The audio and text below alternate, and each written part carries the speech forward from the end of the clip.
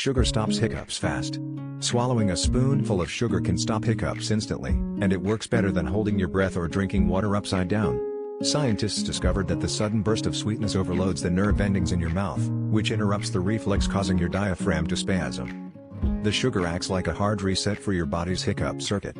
As it dissolves, it sends a shockwave of sensory input straight to your vagus nerve, basically hijacking the message that's making your diaphragm hiccup in the first place. You don't have to chew, just let the grains hit your tongue and swallow.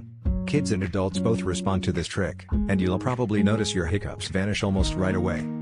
So instead of awkward remedies or waiting it out, grab sugar from your kitchen. It's quick, simple, and backed by real science to give you instant relief.